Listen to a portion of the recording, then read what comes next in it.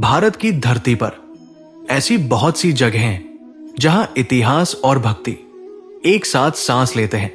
लेकिन आज हम बात करने जा रहे हैं एक ऐसी नगरी की जिसका नाम सुनते ही मन में श्रद्धा जाग उठती है। यह है श्री कृष्ण की द्वारिका नगरी। कहा जाता है यह नगरी सोने से बनी थी। यहां स्वयं भगवान श्री कृष्ण राज करते थे और फिर एक दिन ये पूरी नगरी समुद्र में समा गई। क्या यह सिर्फ कथा है या इसके पीछे कोई गहरा रहस्य छिपा है? इस वीडियो को अंत तक जरूर देखिए, क्योंकि आज हम जानेंगे द्वारिका का वो सच जिसे जानकर आप हैरान रह जाएंगे। महाभारत और पुराणों में द्वारिका का वर्णन एक अद्भुत नगरी के रूप में मिलता है। श्री कृष्ण ने मथुरा छोड़ने के बाद समुद्र के किनारे इस नगरी की स्थापना की। कहा जाता है द्वारिका में 900,000 महल थे। नगरी सोने, चांदी और रत्नों से सजी थी। हर घर में सुख और समृद्धि थी।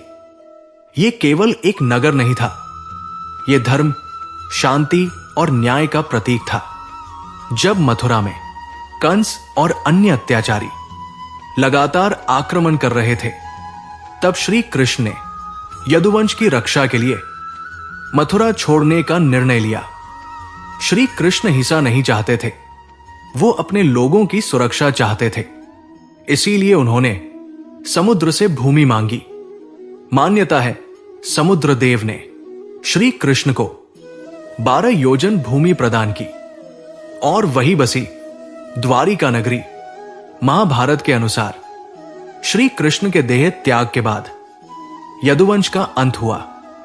आपसी कलह के कारण यादव आपस में ही नष्ट हो गए और तब समुद्र ने धीरे धीरे द्वारिका को अपने भीतर समा लिया।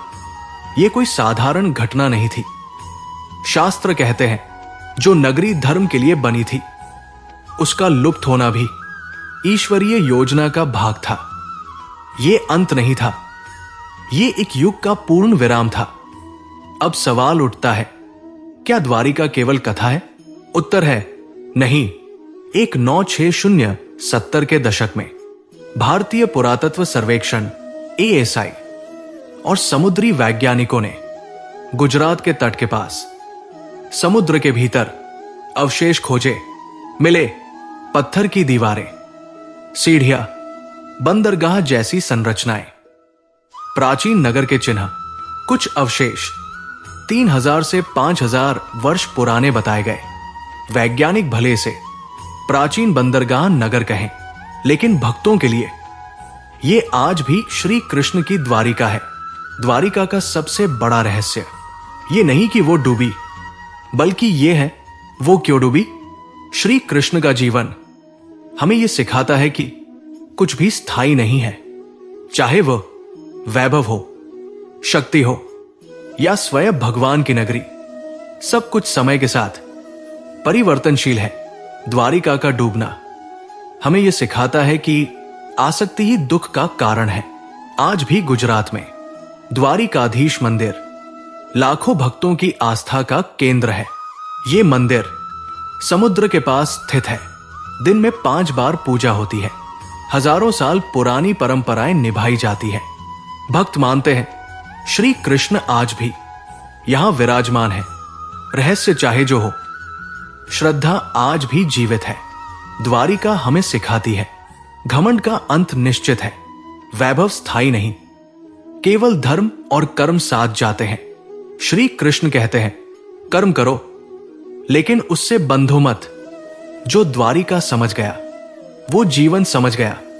द्वारिका आज भले समुद्र के नीचे हो, लेकिन उसका संदेश आज भी जीवित है। अगर आप जीवन में कुछ खो रहे हैं तो ये याद रखिए, शायद ईश्वर आपको कुछ बड़ा सिखा रहे हैं। श्री कृष्ण कभी कुछ छीनते नहीं, वो केवल बदलते हैं। अगर ये वीडियो आपके मन को छू गया हो तो एक लाइक श्री कृष्ण को समर्पित करें और चैनल को सब्सक्राइब करें, क्योंकि यहां केवल कथाएं नहीं, जीवन का सत्य बताया जाता है। राधे राधे।